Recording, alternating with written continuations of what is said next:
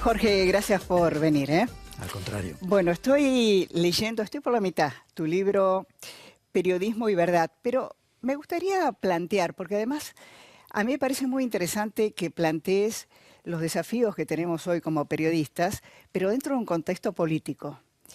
Y yo leía tu nota de este fin de semana en Perfil, y vos decís que uno de los grandes debates que hay hoy a comienzo del siglo XXI es entre las democracias liberales, es decir, aquellas democracias con división de poderes, y el autoritarismo, que ya la idea de izquierda y derecha da la sensación de que ha sido superado, y que hoy ese es el gran debate político que hay, no solo a nivel nacional, sino a nivel internacional. Y dentro de ese debate está el periodismo también, ¿no? Claro, el contexto también requeriría poner la cuestión económica, ¿no? Hoy salió publicado en la mayoría de los diarios la encuesta de valoración de la democracia en los países latinoamericanos y está en el peor momento. Y uno observa la valoración de las sociedades latinoamericanas sobre la democracia y claramente ve que cuando viene la crisis del 2000 al 2003, la democracia no es valorada. Vuelve a crecer, viene la crisis del 2008, vuelve a caer, vuelve a subir hasta el 2012, se acaba el viento de cola, digamos, de los precios de las materias primas altas y la democracia vuelve a caer como valoración. Es decir, las sociedades valoran sus sistemas por los frutos que le producen. Entonces, cuando la economía no produce beneficios, el sistema en su conjunto es puesto en discusión. Yo escuchaba el bloque anterior y lo que se percibe en muchas partes del mundo de, podríamos decir, líderes poco democráticos, es el resultado de la insatisfacción de las poblaciones respecto del avance de la economía. En los países desarrollados, específicamente, desde la caída del muro de Berlín hay un proceso regresivo en que la clase media hoy tiene menos capacidad de consumo del que tenían sus padres. Claro, vos en una parte del libro decís que cuando esas clases medias se deterioran, la relación entre los ciudadanos y la política se deteriora, y se deteriora también la relación entre la audiencia y los ciudadanos. Claro, porque cuando se deteriora la democracia en sentido clásico, o sea, constitucional, con división de poderes, con alternancia de los partidos políticos, es el periodismo parte funcional de ese sistema. Nace la democracia como nosotros conocemos, la democracia representativa, nace, podríamos decir, con una contemporaneidad extendida de la creación de la imprenta con Gutenberg en comienzo de 1600 y la Revolución Francesa en 1700. Entonces, la democracia requiere que haya un soberano informado, y para lo cual es posible a partir de la aparición de la prensa que informa al soberano. Ese sistema, que fue un sistema que generó avances en la calidad de vida de los ciudadanos, es puesto a prueba ante cada época a ver si puede sostener ese servicio que le da a la población. De hecho, podríamos decir que todo el bloque de los países comunistas de la ex Unión Soviética disputaron esa primacía y finalmente perdieron en construirle mejor calidad de vida a sus poblaciones. Entonces, la democracia, como decíamos, con división de poderes, en el cual el periodismo se hablaba de que es el cuarto poder, auxiliar del poder judicial.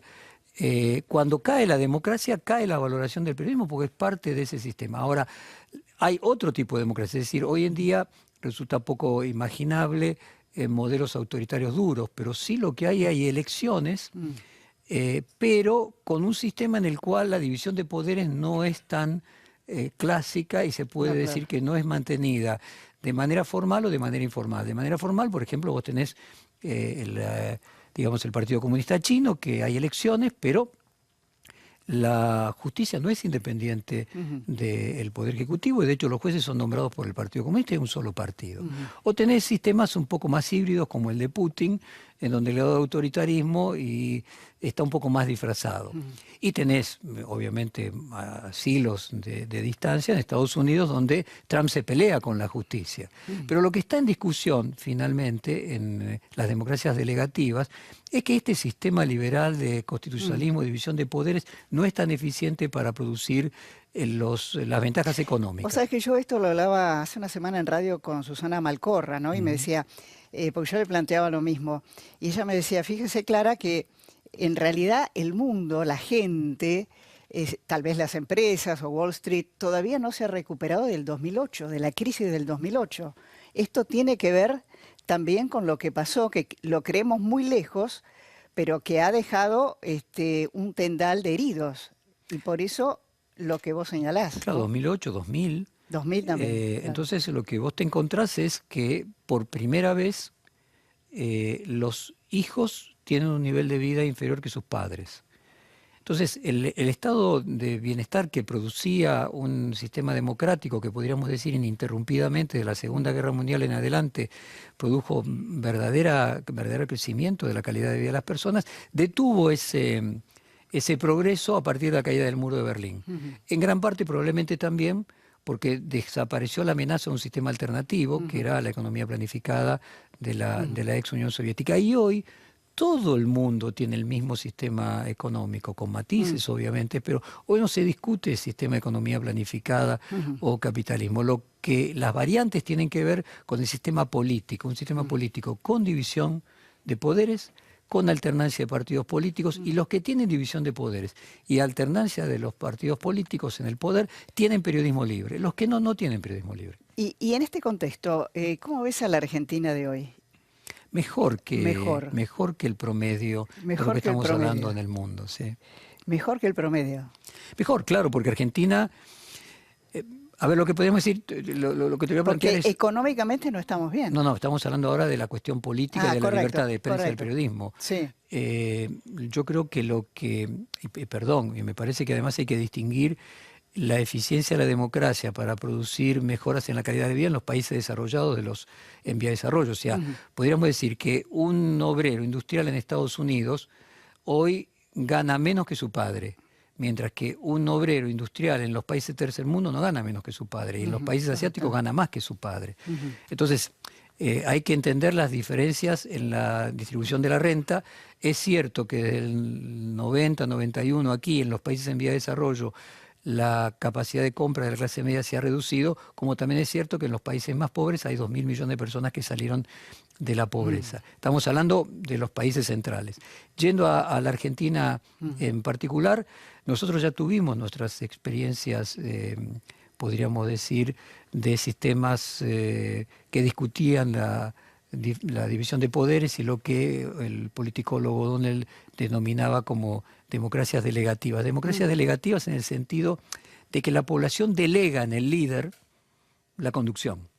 ¿Y eso ha cambiado, crees? Y digo, los hechos hasta ahora lo vienen demostrando. O sea, un partido diferente ganó 2 elecciones. Yo escuchaba acá los comentarios que hacían respecto de los pronósticos del año próximo, y lo que podría decir es que tendríamos que saber que la prospectiva casualmente es la más falible de toda la ciencia, porque siempre erramos en los pronósticos. Sí, es verdad. ¿Macri fracasó económicamente? Depende cuándo termine la película. Si la película termina el año próximo, seguramente sí. Si él es reelecto, probablemente él logre demostrar que, si fuera reelecto y lograra demostrar que en realidad lo que él hizo fue bajar el consumo, pero aumentar la creación de bienes de capital para que haya menos pobreza de manera sostenible y no en un determinado año, no habrá fracasado. Pero es un final abierto. Un final abierto. Pero vamos a explicar un poquito, porque entiendo que tu pregunta va más a cómo medimos el éxito o el fracaso. Es decir, uno podría plantearse de la siguiente forma. Vos tenés que el Producto Bruto lo que mide es lo que se produce y se consume en un año. No mide la creación de valor futuro. Piketty en su libro El capital del siglo XXI, él planteaba que el Producto Bruto no era el adecuado para medir la riqueza y la pobreza de las naciones, primero porque el Producto Bruto, al ser bruto, no tiene las amortizaciones de bienes de capital. Es decir, si vos no construís una autopista más, una ruta más y te las vas consumiendo, en el Producto Bruto no aparece más que cuando construís una autopista la inversión de ese año, pero no la cantidad de beneficios que genera. Además, más fácil el ejemplo sería Vaca Muerta o el litio. Es decir, si vos invertís en obras de infraestructura que permiten generar reservas que te van a generar resultados durante los próximos 10 o 15 años, en el Producto Bruto de ese año no está. Entonces Piketty decía que el Producto Bruto de los primeros 4 años de Néstor Kirchner no había sido cercano al 6% porque se había consumido parte del capital, por ejemplo, 25% de las reservas de gas y petróleo de la Argentina. Para hacerlo muy simple, vos podés aumentar el consumo de una familia que vive de una vaca comiéndose la vaca. Claro. Es lo que ha hecho. Y en líneas generales ese año vas a estar mejor. Pero en realidad vos no sos menos pobre, sos más pobre al finalizar ese año, aunque hayas consumido más, porque te consumiste los recursos del futuro. Ahora, ¿cómo explicás el fenómeno, Cristina? En la mesa anterior hablábamos que es dentro del peronismo la que mejor mide hoy en las encuestas. Esto es una foto. ¿Cómo explicás, a pesar de que dejó un país realmente con problemas económicos y estructurales muy serios, con los casos de corrupción, y sin embargo hay un núcleo duro que se resiste a cambiar de opinión? Bueno, en gran parte también por los errores de Macri, ¿no? Si no cabe ninguna duda que el gobierno de Macri no ha estado a la altura de las expectativas. Cuando yo te decía que es un final abierto, bueno, porque todavía puede remontar, pero no ha estado a la altura de las expectativas que la gente tenía. Y paralelamente también porque, de alguna manera, el gobierno de Macri, por acción o omisión, ha contribuido a incentivar una división del peronismo, porque elige a Cristina Kirchner, estoy diciendo novedad, elige a Cristina Kirchner como un contendiente, y hay muchos especialistas que discuten a ver si no es un caballo de Troya, si finalmente apostar a mantener a Cristina no termina siendo casualmente un serio error político. Pero bueno, es una combinación de lo que el oficialismo ha hecho para que Cristina mantenga esa visibilidad y de lo que ha hecho mal para no tener una clara superación del gobierno anterior.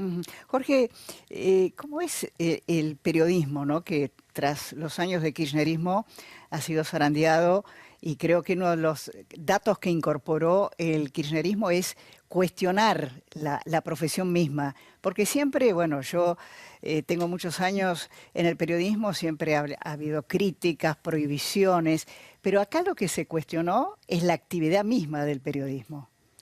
Bueno, de cualquier forma, hay que reconocer que más allá de todas las conflictividades del kirchnerismo era mucho mejor que lo que hubo cuando había prohibiciones directamente, ¿no? O sea, entiendo que Estoy vos te hablando estás refiriendo... en democracia. Ah, ok. Estoy hablando del 83 para adelante. Ok.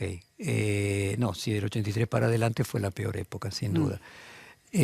Ahora, bueno, me parece que vale la pena el contexto internacional. Lo mismo está haciendo Trump.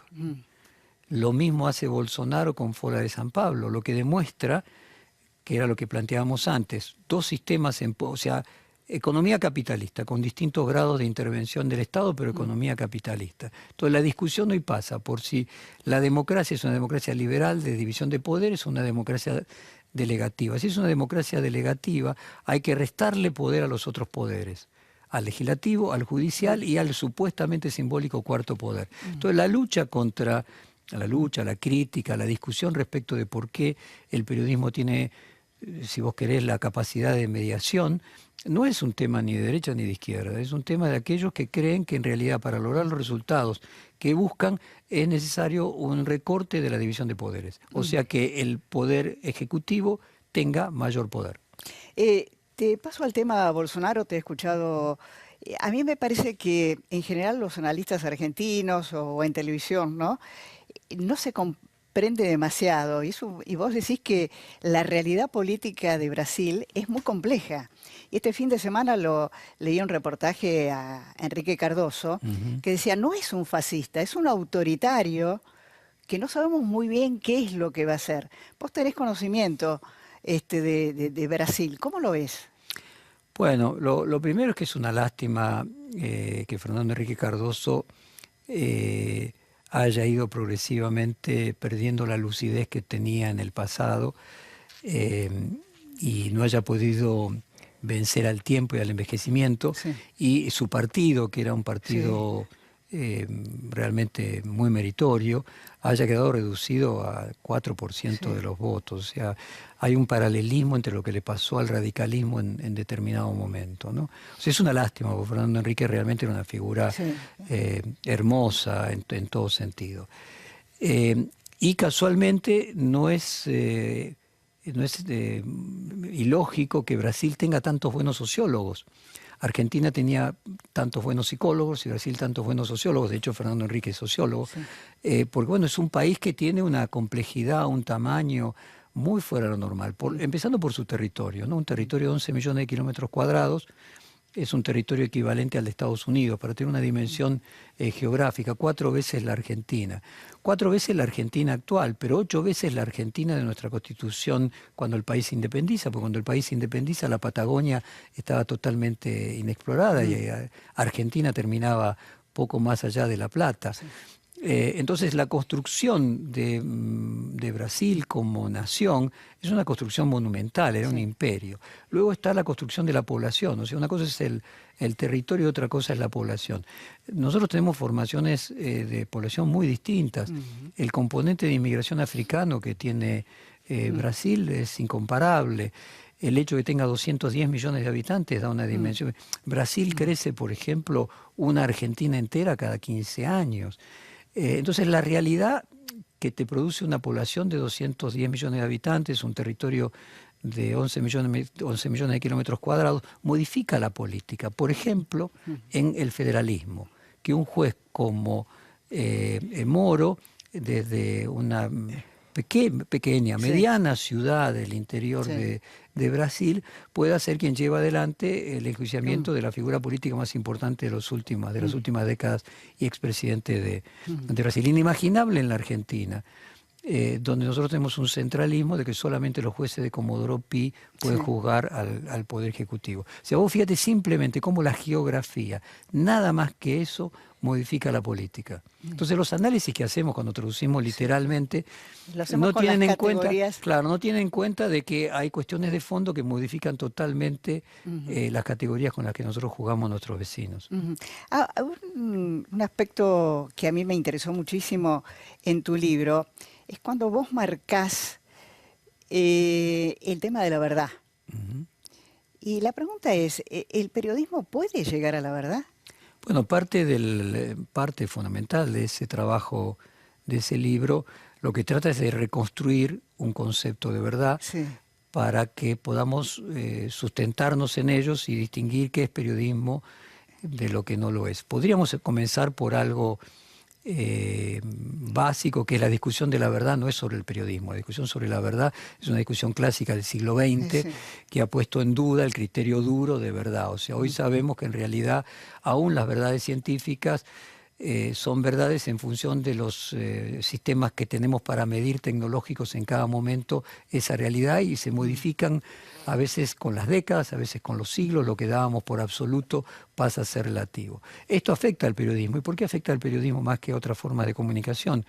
Porque nosotros somos los únicos que necesitamos trabajar con lo que se llama lenguaje verista. La mm, publicidad, la ficción, la literatura, no requiere que trabajar con lenguaje verista. Los periodistas necesitamos que lo que decimos tenga algún grado de correlato con una evidencia. mm. Entonces, la discusión sobre la verdad pone al periodismo en una situación muy, muy compleja, que es lo que ha aprovechado el kirchnerismo para esa discusión que mencionábamos antes. Entonces, bueno, si no hay verdad, se lleva a ser relativismo a un extremo radical. Entonces finalmente el periodismo y propaganda podrían ser lo mismo, y claramente no es lo mismo. Claro, Yo de tratando... hecho, perdón, el kirchnerismo fue exitoso en montar un aparato de propaganda, pero no fue exitoso en generar medios exitosos desde el punto de vista periodístico. ¿No es Bueno, en así? general porque los medios nunca exitosos son oficialistas. No es Claro. solamente un problema que ha tenido el kirchnerismo, lo ha tenido en El general antagonismo, claro. Sí. todos los intentos de construir un sistema de Sí. medios, salvo que sea Ujú, dentro de una dictadura y no haya otros, ¿no? ujú, Pero para sintetizar el tema de podríamos decir, un canon alternativo, yo utilizo la diferencia entre verdadero y verdad. Y como un adjetivo lo convertimos en sustantivo. La verdad en términos absolutos nos excede como seres humanos, o sea, es algo que está más allá de nuestras capacidades de llegar a ella, mientras que lo verdadero sí. O sea, verdadero es algo que está más relacionado con lo auténtico, con la honestidad.